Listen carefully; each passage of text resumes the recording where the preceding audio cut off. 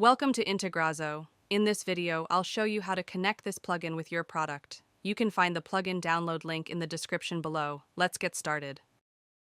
After activating the plugin, go to the plugin setup page from your WordPress dashboard.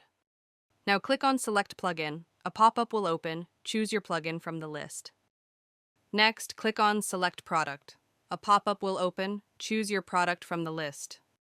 After selecting both, click on the Save and Next button. Next, in Step 2, add your account authentication details. First, enter your account name for identification.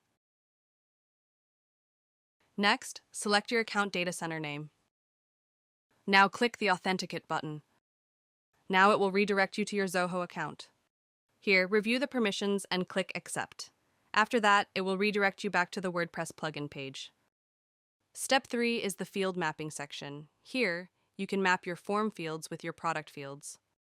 First, select the form you want to integrate from the list. Select the mailing list where the record should be added. After selecting both, click on the Save and Next button. Now the field mapping area will open.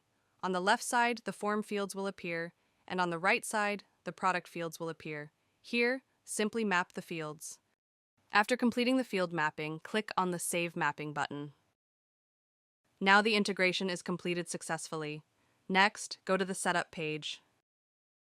Here, all your integrations will be listed.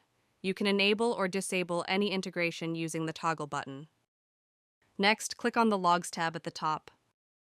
Here, all the entries are listed, including successful and failed records.